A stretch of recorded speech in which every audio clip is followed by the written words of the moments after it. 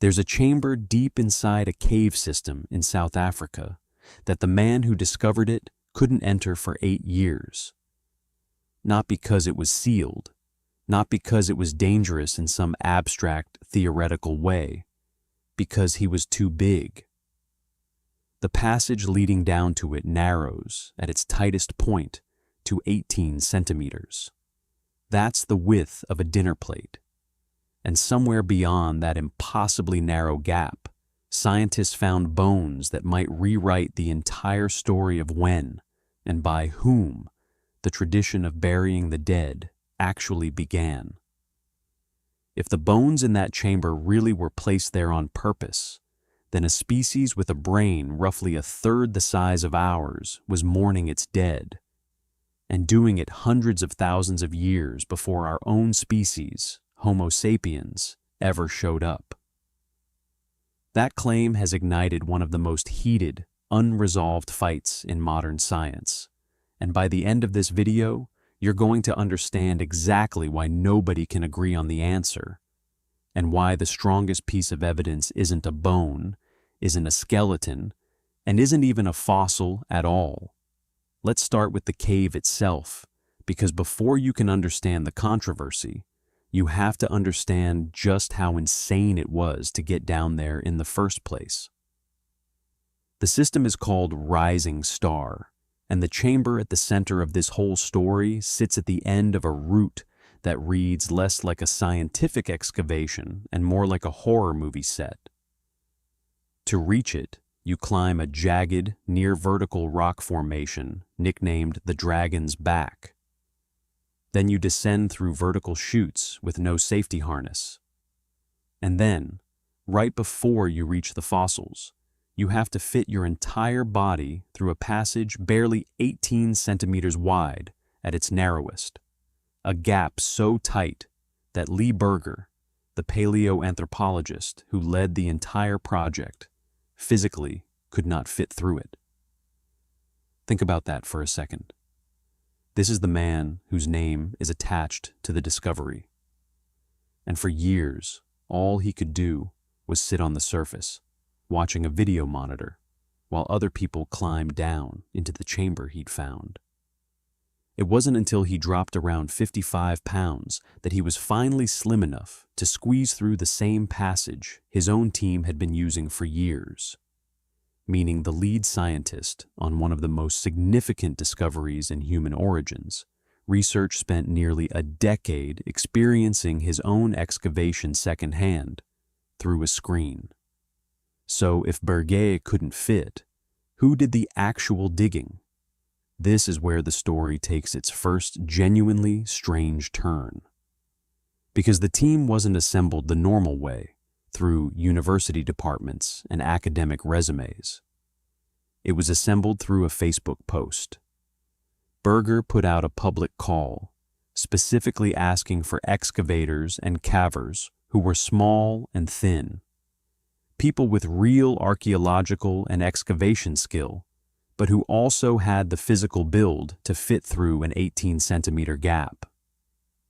And the selection process got uncomfortably literal. One applicant was seriously considered, someone with the right expertise, until it turned out he'd exaggerated his body size on his application. He was planning to lose the weight before the dig started. Berger couldn't take that risk, so the position went to someone else, a woman, one of 6 ultimately chosen, all of them selected as much for their measurements as their credentials.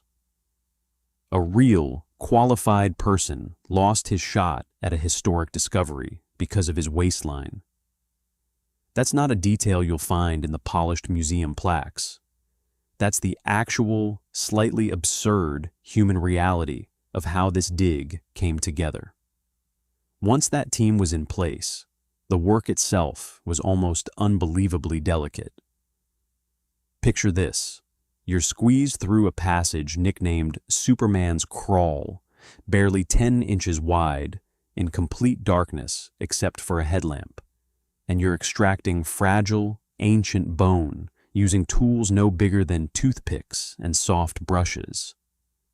One of the excavators described the conditions bluntly: among the most difficult and dangerous ever encountered in the search for human origins. No structural supports, no easy exit, just you, a headlamp, and bones that had been sitting untouched for possibly hundreds of thousands of years. And here's the moment that should genuinely give you chills. The very first person to enter that burial chamber had no idea what she was about to find. Was it one skeleton? 10? She described it herself. With only her headlamp for light, she had to sweep the beam back and forth across the floor just to see what was there. And almost immediately, she could see bone fragments scattered everywhere. But the true scale of what she'd found didn't become clear until the second day, when the team realized they weren't looking at the remains of a single individual at all. There were multiple hominins down there, an entire chamber filled with bodies sealed away in the dark. So now the question becomes obvious, and it's the question that's driven a decade of research and argument. How did all these bodies end up in a chamber that's almost impossible for a full-grown adult to physically access? Something, or someone, had to carry them there. This is where the story splits into two competing versions, and where the real controversy begins. The team that made the discovery believes the answer is Homo Naledi itself, deliberately, repeatedly carrying its own dead into this chamber and leaving them there. And the physical details they point to are genuinely striking. In one burial, a body was arranged in a fetal position, curled up, deliberately positioned, not just dumped or fallen. That specific posture is something we typically associate with early Homo sapiens burial practices, not with a species whose brain was roughly a third the size of ours. And in a separate burial, researchers found something even stranger: a rock, shaped in a way that resembles a stone tool, tucked directly next to the hand of one of the deceased.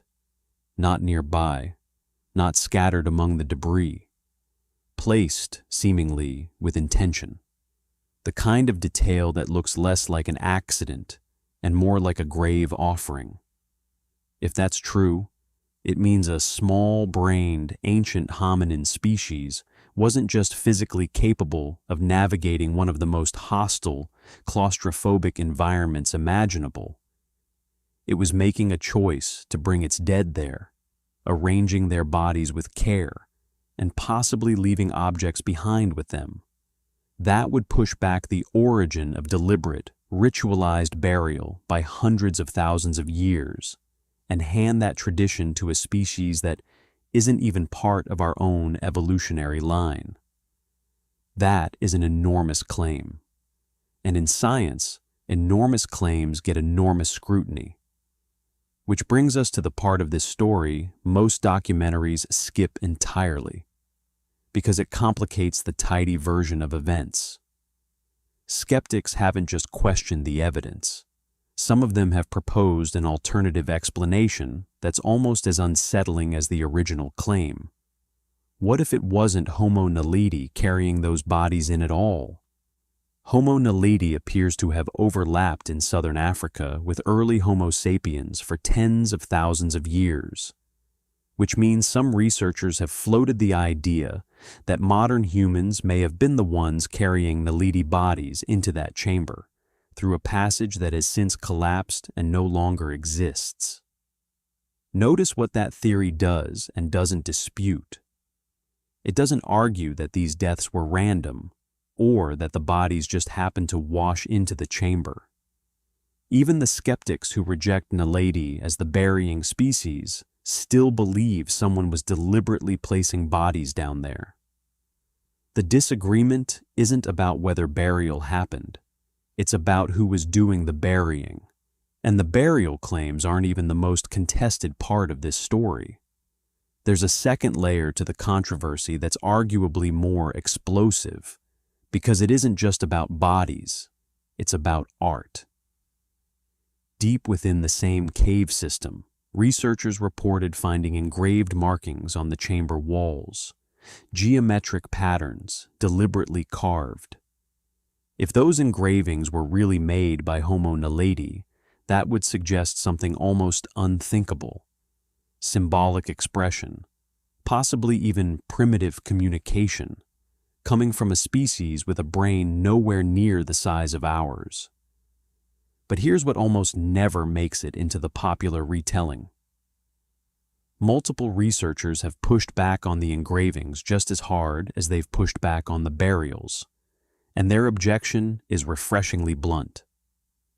One scientist stated plainly that detailed analysis is still needed to prove those marks are even human-made at all, because similar patterns can be produced naturally through weathering or scratched by animal claws. In other words, before we start talking about ancient symbolic art, we need to rule out the possibility that we're looking at the equivalent of a bear scratching a tree. And then there's a detail that cuts both ways, depending on how you read it.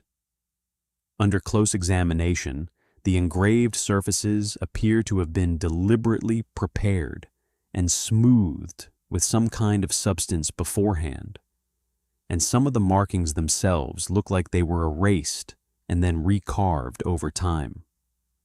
If that's accurate, it means whoever made these marks didn't do it once and walk away. They came back, repeatedly, editing and revising their own work, the way you'd expect from something intentional rather than accidental. That's a compelling detail in favor of deliberate design, but it runs headfirst into a much bigger problem. Nobody can actually date these engravings. The cave's dolomitic limestone walls make traditional dating methods extremely difficult, and researchers themselves admit it may be nearly impossible to confirm whether these markings are genuinely ancient at all. Which means the centerpiece evidence for one of the most sensational claims in this entire story, that a small-brained hominin species was creating symbolic art, could, right now, be pointing at markings that are 300,000 years old, or 300 years old, or made last century by someone else entirely wandering through that cave system. Until the dating problem gets solved, that question simply cannot be answered. Not yet. So where does that leave us? Two explosive claims: deliberate burial and deliberate symbolic art, and one of them potentially undermined by a dating problem that might never be solved. This is where the story comes back around to the one piece of evidence that doesn't rely on interpreting a rock carving, or reading meaning into a body's posture, or guessing at intention from a single object placed near a hand. It's not glamorous. It's not the kind of detail that makes for a dramatic headline. But according to the researchers who've spent the most time inside that chamber, it might be the strongest argument they have. It's the dirt, specifically the layering of the dirt. In an undisturbed cave, sediment builds up in natural layers over time, one on top of another, like pages stacking in a book, consistent, predictable, shaped by water flow, dust settling, and time. But inside the burial pits at Rising Star, that natural layering has been disrupted. One team member put it directly: the strongest evidence they have is that the burials cut through and disturb the existing stratigraphy of the cave floor.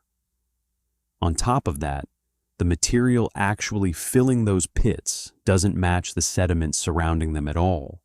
Different composition, different structure, physically distinct from everything around it.